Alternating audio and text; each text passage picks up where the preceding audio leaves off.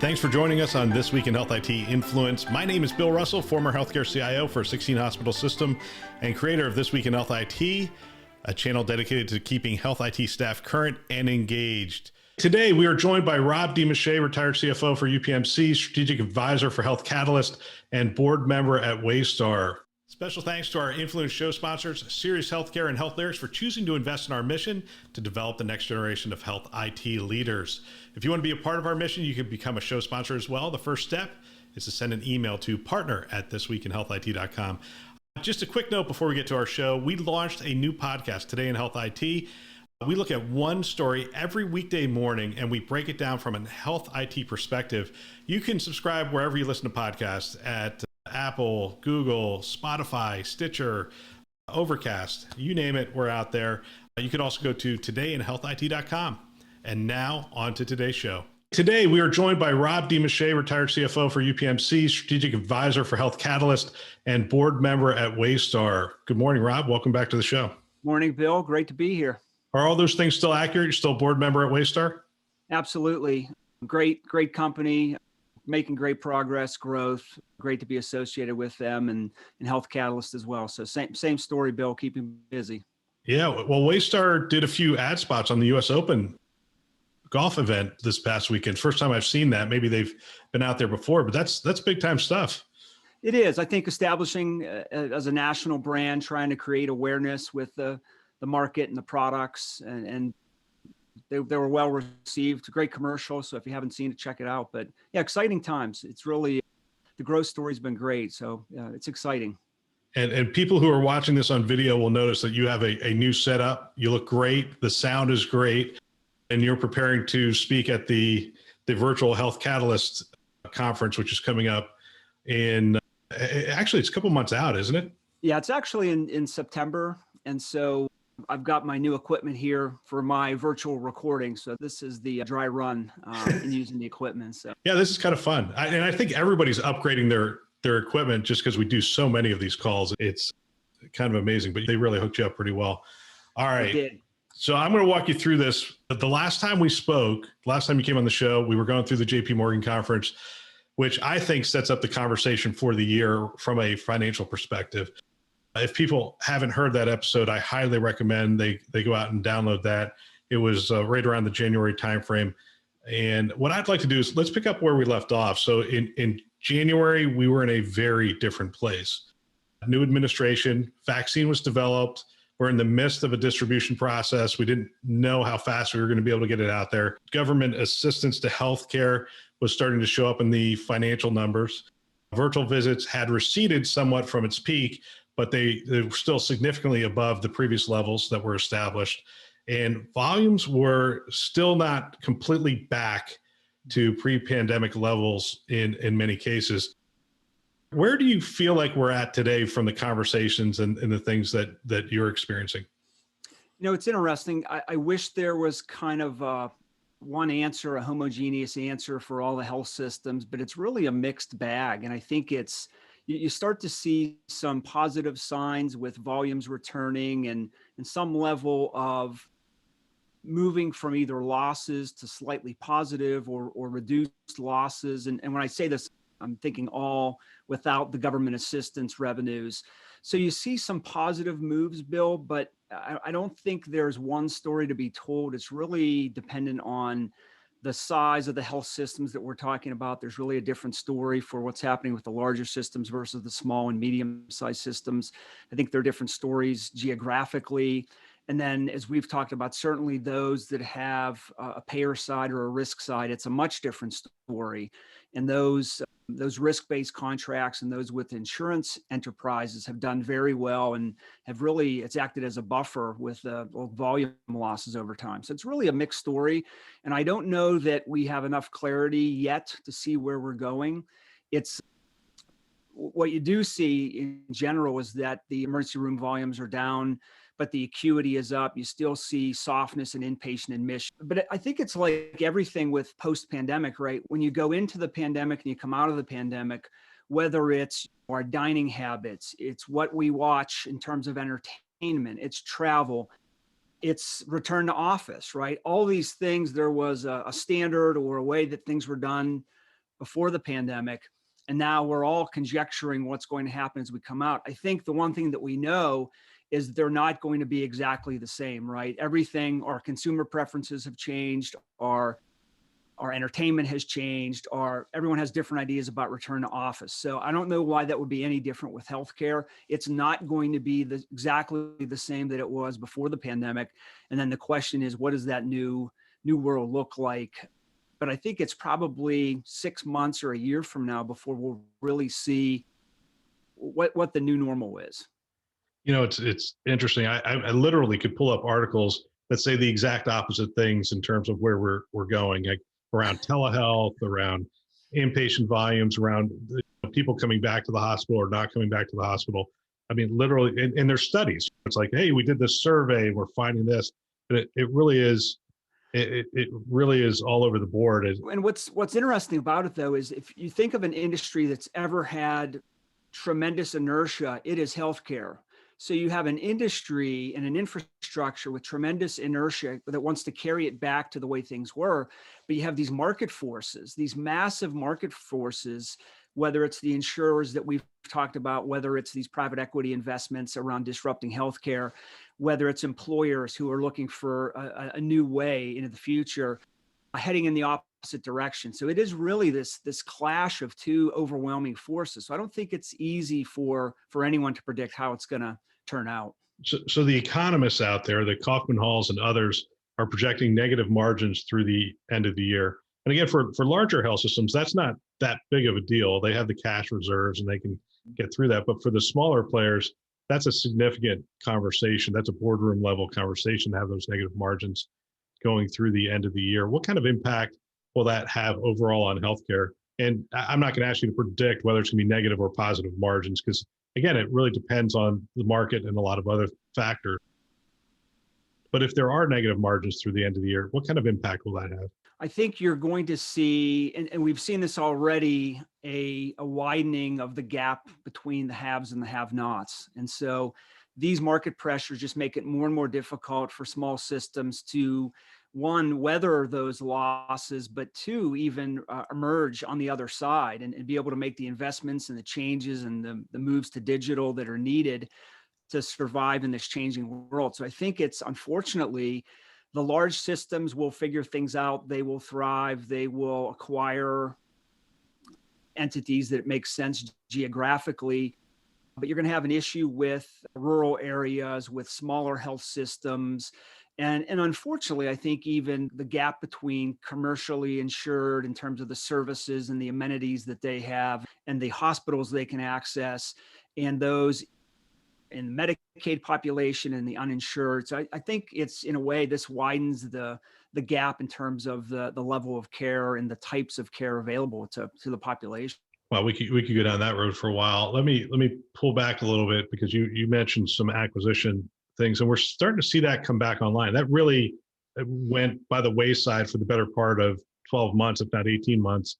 But we're starting to see some of that come back. Beaumont, which is constantly being courted, but Beaumont and Spectrum, Ochsner and Rush, LifePoint and Kindred Healthcare. Are these distinct deals, or do they represent some larger trend that we're going to see? I think the larger trend are these systems, and this is on the acquiree side, really having proactive boards that see the challenges in the future and are looking to protect healthcare in their areas. So I see the strategy from the acquired. And one of the things I've seen in a couple of these, Bill, is that they usually involve some massive IT transformation as part of the strategy. So I think it might have been the Ochsner deal. There was an Epic install that happened prior to it or right along with it. And so this is a smart move for these acquired systems when they need a digital transformation or they haven't adopted Epic yet. And as part of that transaction, they're able to acquire that guarantee that the acquiring entity is going to fund that IT transformation. So I think you're going to see a number of what I'll call moderately successful mid-size health systems where the boards are going to make strategic decisions to say, look, I'm looking 10 and 20 years into the future, and I want to maintain healthcare in my region. And the best way to do that is to partner with a large, strong national or super regional kind of entity to guarantee healthcare in the future. So I think that is part of what's driving the strategy. It's going to be difficult again for the systems that are already financially distressed to find a partner, right? Because why would a successful system, unless there's a great geographic growth play, go after that distressed system? So I do see more of it. I see a world that's going to be very difficult to survive with hyper competition, and so M&A is the way to guarantee the future. Now, for the acquiring entity, I think is where you have to question some of the strategy. I've personally never been a fan of the sort of mega wide geography acquisitions. One of the biggest synergies of an acquisition is when there's contiguous markets and you're able to leverage infrastructure easily, you're able to leverage branding, you're even able to leverage your physician population and your specialists by being able to have clinics in those areas. Now, some of that you could say telehealth will help with, and maybe that the amount of distance has been narrowed or shortened because of the telehealth capabilities. But I think it's a difficult play for some of these large dispersed systems to make a go of it financially. So to me, the jury's still out on whether these make sense for the kind of national plays. Plus the risk of acquiring a financially distressed organization, I would think. We saw Hahnemann close, and there was so much ink around that and so much negative press around that. I mean, if you acquire a distressed hospital, one of the things you're going to do is you're going to look at the effectiveness and the geography and where they place things. And you're going to say, hey, you know what, we should close these 5 things and bring the service lines together and do these kinds of things. But those kinds of moves become a lot harder in the public eye, don't they? Well, those deals usually don't get done, right? Where somebody comes in and as their entry to say, well, look, we're going to affiliate with you. We're also going to close 5 of your facilities. So those deals tend to not get done, Bill. Hahnemann, we could have a whole other session on that one and why it happened and what the true value is. But I think it is really about going in and understanding that there's some kind of a value in that acquired entity. And if they're money losing today, can you do things in terms of, again, reducing cost, leveraging shared services where you can flip them to positive, and there's an opportunity with a national brand like a larger health system brings to make that a more attractive destination for patients. But again, these are tough to turn around, and that's why I don't think you'll see many of the distressed organizations. Hahnemann was a different discussion entirely. I don't know. We could debate whether there was ever an intention to turn it around. Right. So, yeah, because it was private equity and the value of that real estate, given the turnaround that was going on in Center City, Philadelphia, was pretty high. We covered that on Today in Health IT in a lot of detail. We'll get back to our show in just one moment. Every day you're using your skills to help end substance use disorders within your community. The Health Resources and Services Administration is here to help you with the new STAR LRP program, which is Substance Use Disorder Treatment and Recovery Loan Repayment Program. Pay off your school loan with up to $250,000 from the STAR LRP in exchange for 6 years of full-time service at an approved facility. Behavioral health clinicians, paraprofessionals, clinical support staff, and many others trained in substance use disorder treatment are encouraged to apply. Applications are open until Thursday, July 22nd, 2021 at 7:30 p.m. Eastern Time, which is right around the corner. To learn more and apply to join the STAR LRP, you can use the link in our show notes or visit bhw.hrsa.gov. To learn more, that's BHW, as in Behavioral Health Workforce.hrsa.gov. Now, back to our show. Let me go in a different direction with you. I think there could be an IT motive, and you sort of alluded to this. There could be an IT motive for mergers and acquisitions moving forward. You have these cyber attacks, and some of these health systems are sort of just throwing up their hands at this point and saying, look, we can't make the investments necessary to protect ourselves. We can't make the necessary IT investments in the EHR infrastructure and the PACS systems. We can't upgrade these things. It was one thing to put them all in place as a result of meaningful use because you got dollars for it. But now we're coming into that life cycle point where we have to upgrade all these things or enhance all these things. Plus, we have to protect them from a cybersecurity standpoint.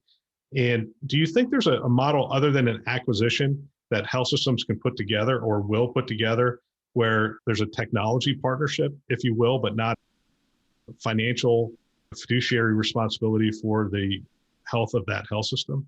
I'm not sure I could think of a model that would do that, Bill, because there's got to be a financial benefit to the acquiring organization for that affiliation. And it's got to be broader than just leveraging an IT spend. So it's kind of like, what is in it for them? It's great for the acquired entity or for the entity getting that management services agreement. It's a broader discussion around where I think the nation's headed with healthcare. And we are headed towards having mega systems and super regionals because it is a high cost, high fixed infrastructure business, not just with IT, which is ever growing with more and more risks and more opportunities and capabilities with technology, but also with physical plant, with patient amenities, with medical technology. Healthcare is a very expensive industry. And there is a level of fixed costs that you have to invest in and then create volume and revenue levels to overcome that to stay profitable. So I think we're headed towards a new model, which is we're going to have these mega systems. And then the question is, because again, healthcare is essential for everyone, how are we going to deliver healthcare to these rural areas, to the areas that, again, aren't well served, that don't have acute and critical care nearby? And so is that, again, this new model of telehealth with hub and spoke? It needs a reimagining of the delivery of healthcare. And the one thing that's in the way is two things in the way is the current infrastructure of facilities and locations where you have rural and small hospitals. But you also have a situation where you have them being the largest employers in these neighborhoods and regions. And so now you're talking the political discussion about losing jobs. And in most of these neighborhoods and cities, they're the largest employer. And so now you're talking about job losses as well to be able to create that new vision for the future. So I would say it's interesting times, if not scary times for healthcare in terms of where it's headed. The only thing I can predict is that it will not be the same that it was. It won't stay the same, Bill. This is massive and major disruption that's occurring, and how it ends up on the other side, I think, is subject to all of our best guesses. If you had a 5-year plan in place, would you potentially be reevaluating all of that right now in light of what's going on? I would assume you would. So if I'm, again, I think the conversation's nuanced to am I a large system or a medium or small size system? I would still think you're having the conversation, even if you're a small system, because it's alignment, it's who you're going to partner with, it's how you're going to get access to resources and those kind of things. If you're a larger system, aren't you looking out it's hard to look out 10 years, but looking out 5 years and saying, okay, as a result of the pandemic, healthcare is heading in this direction. As a result of new entrants, as a result of maybe some things that are going to happen from a regulatory standpoint and new models of care that are going to come out from the government, we should be heading in this direction. Wouldn't in both cases you'd be looking at potentially not a significant change in strategy. It may or may not be a significant change in strategy. Absolutely. I think as a small to medium size healthcare delivery system, I'm looking at my future. I'm looking at the path forward, and I have to be looking at who I'm going to be partnering with. To think that you're going to go it alone in that 5-year, 10-year period, I think is ambitious and maybe naive. So it's really about what is the path forward? How do I partner to benefit my community, to keep healthcare, to keep as many services as possible close to home, potentially inpatient capabilities close to home. As a larger system, what I'm thinking of is, and I don't know that they all are, but the way I look at it, Bill, is that this is a battle for being close to the patient or the member. And so let's talk about the insurers. Who is going to own the relationship? Is the health system going to own the relationship, be close to the consumer, or is the insurer going to own the relationship? And that starts with the digital front end. So as the patient begins to think about healthcare, do they think about the health system, or do they think about the insurer owning end-to-end their healthcare experience? And the previous strategy for large health systems is that, look, I want to own pre-acute, post-acute, and everything in between. So it's this broad spectrum. I want to own all the services, and I want to control quality and cost by owning all these services in my home, basically. And it makes it easier to control and to improve. And so the battle now, I think, is with insurers to say the insurers are saying, look, we've got a better way. We actually own that life end to end, and we think we can provide a better way. So we're going to be closer to the consumer. We're going to provide the digital front end and the relationship. And then we're going to steer that patient to the lowest cost, highest quality areas and sites to get healthcare services. And so that's a much different model. And so if I sit back as a traditional health system with the fixed costs that span that entire pre-acute to post-acute, if I start losing volume because somebody else is steering patients to other sites, that creates a real financial problem for me in terms of generating profitability.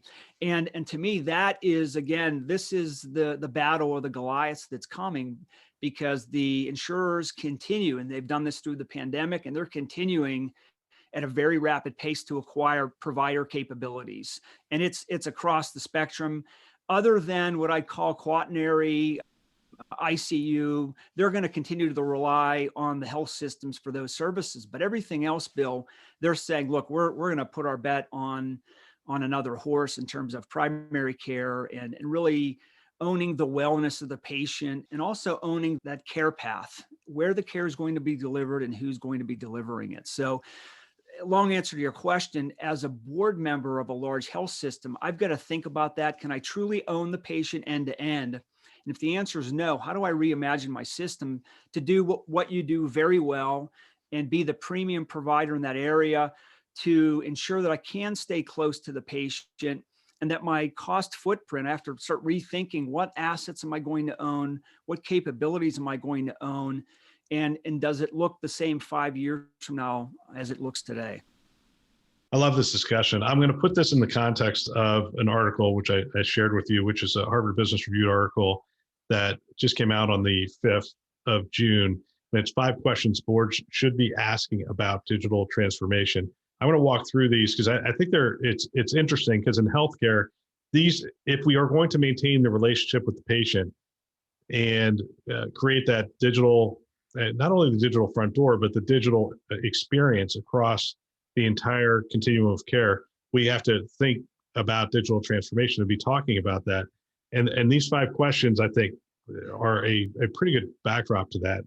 The first question is, does the board understand the implications of digital and technology well enough to provide valuable guidance? Now, I would assume, on your larger boards and those in major metros, you're going to have some technology players on that board who have seen digital transformation in other industries or are active participants in digital transformation from a technology perspective or a data perspective, in helping organizations do that. But do boards have this level of understanding of digital transformation and what it's going to mean for the healthcare industry at this point? Well, I think, again, it depends on probably the size of the health system, because it's going to be correlated to the types of people that are on the board. Medium and small businesses, yes, they have some transformation, but they're usually later to the party on that. So you're looking at people that have been on large corporations or large institutions, college and universities or other health systems, where because of that size and the competitive markets they're in, they will have been through some kind of a transformation, whether it be digital now or something that was considered a transformation 10 years ago. So I think it's the experience of those board members, not necessarily having an IT background, but I think a business transformation background, or having come through and from other industries that have had massive transformation and challenges. So it's really about, I think, the experience of those board members, both the industry experience, but also what kind of wars they've been through, so to speak, in terms of transformation in their own industries, because there's nothing better than experience, I think, in these cases, the successes and failures that they've already seen in their own businesses, and being able to relate those to the boards that they serve on. So it's absolutely critical.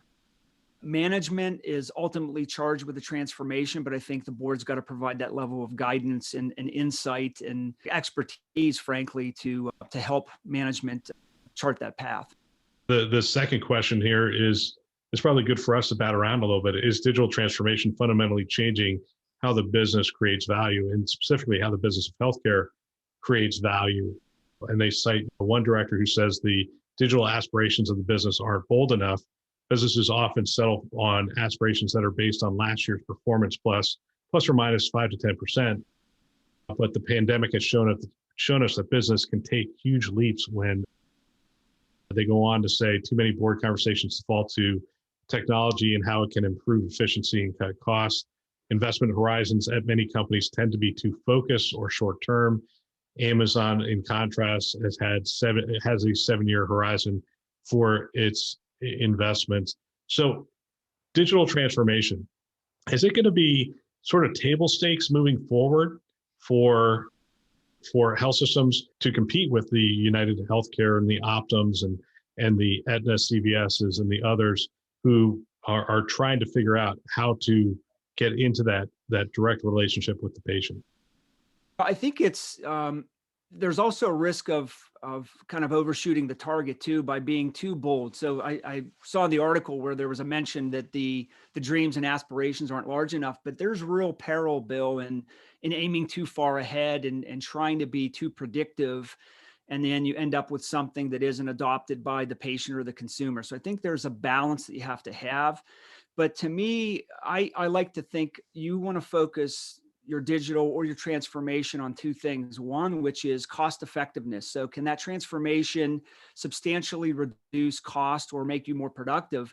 And secondly, what can it do to improve my relationship with my end customer, my end patient? Does it facilitate an interaction, a patient visit, a consumer experience? So to me, that's the twofold focus of the transformation is around getting close to the patient and enhancing the brand and the experience so that they walk away with an affinity for your organization because it's so easy to use or it's so easy to access. And then does this make us more efficient, more effective? Does it reduce cost? And so to me, those are the two guide rails to face, as opposed to try to be too prescriptive or predictive about what the world's going to look like in 7 years, because I would argue, Bill, that there are as many wrong guesses as there were right guesses about the future. And so let's go back 5 years, and would we have guessed that we'd be where we are now? And it's just tough to be in the prediction business as opposed to be in the value creation business. And again, this is time tested. Improving the relationship with the customer/patient and reducing costs. Those are two winning formulas in business. They always have been. I think they always will be. So to me, that's where the board and management need to focus. Have the threats changed at all? Is it still a payer provider potentially and new entrant, tech startups and those kinds of things? Has the landscape changed at all? I think it has. And I know I like to joke that we in healthcare on the provider side kind of celebrate every time we hear that Haven has not been successful or that Apple's retrenching or Google's retrenching. But I don't know that actually, again, you take these large entities and you instead disperse them into a bunch of smaller efforts. I think, again, there is real peril ahead for health systems, and the private equity money is there. They're investing in digital healthcare. The insurers, I keep going back to them. This is a battle for the future of healthcare. And I'd suggest for all of your listeners to just simply read the analysts' reports and look at the investor presentations every quarter from the insurers. And it gives you a good guide, a good map of the strategy of the insurers, and is absolutely to utilize their owned assets. It's an aspiration that they lay out specifically the percentage of their owned assets that they're using today for their members versus what they aspire to in the future. So it's absolutely has a bullseye on the traditional provider business. So to me, that is and I wouldn't even call it a threat. If we're thinking of this as a consumer and patient, as an employer, this competition is going to lead hopefully to better healthcare, better outlook on costs. The PwC outlook for this year had a 6.5% increase in costs this year. Again, unsustainable in terms of GDP for us to be happy. We're satisfied with a 6.5% increase in cost in terms of a forecast. So I think these startups and these investments attempting to disrupt will only accelerate. And this is really a battle for the future of healthcare, and the things that we see come out of it will lead to the way healthcare will look 5 and 7 years from now. Yeah. So from time to time, I come across articles and I set them aside so that I know that I'm going to be talking to you, and I want to cover them with you. There was an Axios story about hospital billing and how top hospitals hound patients with predatory billing was the title. Now, I think the title was a little unfair. I mean, right in the middle of the first page of the article, it says 10 hospitals represent 97% of court actions against patients. So it's not like it's a common widespread problem, but there is a perceived problem. And anytime that happens, it gets national headlines, and it sort of reflects on the industry. But one of the things I liked about this article is they ranked the top 100 hospitals, again, with help from Johns Hopkins, on 5 items: billing quality score, predatory billing grade, hospital safety grade, charity care rating, and average bill markup are 5 of the things they had in there. And then the other thing they say is that private hospitals have significantly higher markups than government or nonprofit hospitals. And I just threw out a lot of stuff there, and I'm not even sure I want to form a question yet. I'd love to get your sort of reaction to that story and the things that they put out there. I thought it was a good article. I mean, you could argue over the individual measures that were used, and you're right with the lawsuits. It's literally there were 2 hospitals in Virginia. I'm not sure about the state of Virginia and why there's so much litigation around patient bills, but so I don't know that that's a large issue in healthcare. But it was thought provoking, and it really an area that I have not seen many articles in the past that dealt with the kind of measuring the quality of charity care and the mission of these hospitals. So I thought the measure on charity care was really interesting.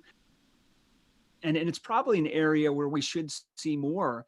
And if you think of what it really did to me, Bill, is I thought about all the announcements that we see about new initiatives in healthcare. We hear about the new big buildings that are going to be built. We hear about the innovation centers and the investments that are being made in technology and startups to create new revenue streams. So we hear many of these business-like investment initiatives, but what we don't hear from a lot of the nonprofit hospitals are these bold initiatives around the mission and around the community and around charity care, right? Everybody reports in the 990 their information, but who is taking pride? Who is a trendsetter? Where are the new innovative charity care programs? Where are the new bold $50 million, $100 million investments in community health and in charity care?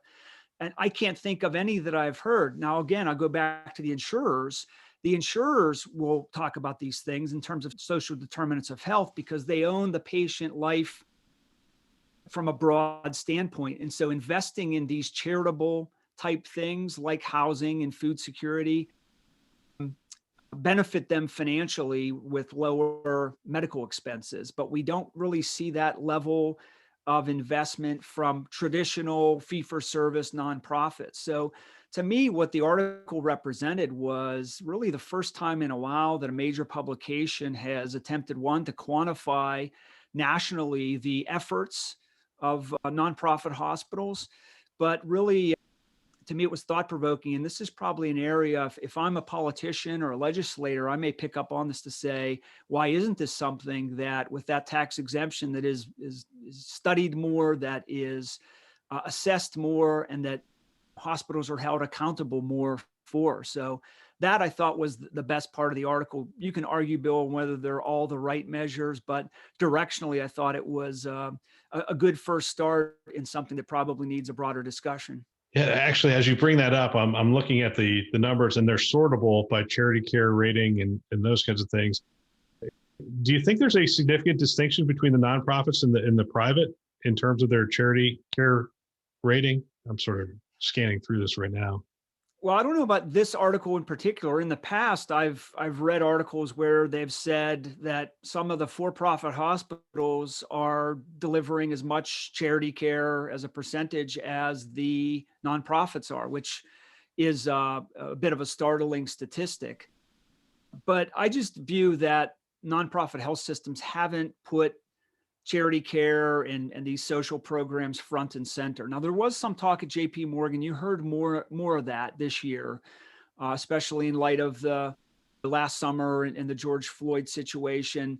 There was, I think, more talk at JP Morgan about that. And it takes time to translate these from ideas and board mandates into action. So I think let's see what happens going forward. But yeah, that in the past analysis that's been done has said that some of the for-profits are rendering as much charity care as non-for-profits. Yeah, it's interesting. So interesting article from that perspective. The other one's probably a little more down to earth, a little more pragmatic, and that is there's a article here about denial rates. So research has shown that about 85% of denials are preventable, but successfully preventing them requires strengthened leadership and improved skills of hospitals. Prevention and recovery teams, hospitals reimbursements reported a variety of high dollar concerns when it comes to denials. 32% of respondents cited that their top concern is coding, and they also cited necessity of acute IP. 20% cited front end, 18% cited clinical validation. And there's some other things in here, but they're saying it's in the danger zone in terms of somewhere, north of 10% denial rates. Is this just basic blocking and tackling at this point? I think part of it is, and this goes to show the continuing importance of the revenue cycle. So this could be a great pitch for Waystar, but having that level of competency and excellence and process, and it's not only systems, but it's also people, process, and technology in the revenue cycle. The way to avoid those denials is to have a world-class revenue cycle department. And so that's really, to me, blocking and tackling that's involved. And we know that not all health systems do. So part of it is that. But, the other part of it is the cat and mouse game that has always been played between provider and insurer. And I know some of the larger insurers are accused of just denying straight out of the box, basically, as a way to extend the payment cycle and create difficulty and friction in the payment process. So I think there's some of that as well. And it has to deal with the relationship that the provider and the payer have. And it's important to foster those relationships between the billing shop and then the disbursement shop on the insurer side. And then certainly with volumes being down, the kind of yin and yang is always when volumes go down, upcoding starts to rear its head. So some of this could be because of the pandemic and the volumes. There's either an assumption or there's some truth to the fact that there may be some upcoding going on the part of the hospital. So to me, this isn't new news, Bill. This happens as sort of an ebb and flow all the time with the interaction between the payer and the provider. But it gets back to, again, there's also a power dynamic as well. And if the provider in that region has more power in terms of their presence in the market, sometimes the friction reduces. And conversely, when the payer has more power in that region, sometimes these problems become more pronounced. So Rob, to close out our time, I want to come back to the CIO CFO conversation. So we potentially have negative margins through the end of the year. My budget had gone pretty much a majority operating and less capital, especially after the big projects were done. But we're still doing those big projects, right? So EHR migrations are capital projects, as are ERP implementations, and some of the larger systems still fall in that category. But there was a significant push, at least within our health system, to move everything to operating as much as possible into the operating budget, which means that my conversation with you, I would project, if you and I were running a health system right now, would be one around, okay, how can we be strategic around reducing our cost of running the IT asset year in and year out? So the things that we just need to do all the time, we have to figure out how to be really hyper efficient, use automation, use the new tools that are out there and use them to their fullest, not necessarily looking for new tools, but using the ones that we have. So we're going to be more efficient with what we have. But there could be a case where you're coming to me saying, hey, we need you to reduce some of your operating income. And if I haven't planned effectively as a leader, that usually means some what looks like sort of reactive cuts based on what's going on in the market. If that conversation's going on, how do I, as a CIO, convince you as a CFO that, hey, you know what, that's, again, I believe that's what I would be saying to you is, I believe that's a short-term horizon that we're looking at. We need to look out a little bit beyond that. Yes, I agree. We need to cut our operating overhead of running our existing systems, but we always need to be investing in what's next in order to not fall behind, because eventually what that's going to mean is some significant capital outlay at some future time. Is that the kind of thing that would resonate from a conversation standpoint with a CFO? Well, to me, the great CIOs realize that, again, they're not buying clinical capabilities to build an empire or for the benefit of the CIO. It's for operations. It's for the CMO. It's for the hospital administration and the hospital president. So to me, the CIO becomes the facilitator and the translator to say, hey, I'm going to bring operations to the table. These are critical to operations in terms of how we're leveraging, whether it's Epic or Cerner or other clinical systems. And to me, it's a consumption discussion as well. If we're investing in these new systems, are we actually consuming them efficiently? Are we consuming their capabilities at all? Have we fully implemented it? And once we've implemented, are we actually leveraging the systems that we've purchased? So to me, the great CIOs bring together the CFO and the operators to say, hey, there's finite level of investment, whether it's capital or operating. I think the good CFOs kind of look through that. It's still a cash flow investment, but is it necessary? What does it do to the clinical operations? How is it enhancing? Yes, we're going to have patient safety investments that we need to make regardless, but for other systems in the clinical areas, is it somehow, can we prove that it's enhancing quality, that it's improving the productivity of the physicians? These are the questions that need to be answered. That's the ultimate goal of the investment in that software. So to me, it's actually creating that communication between the operators and the CFO. So there is an ability to prioritize those investments and ensure we're going to make the right calls with finite dollars around the IT investments that actually move the needle in terms of the patient experience or the delivery of clinical care. And I think we all know from past experiences, there are some systems that are absolutely critical to that, and they're leveraged on a daily basis by all of our clinicians.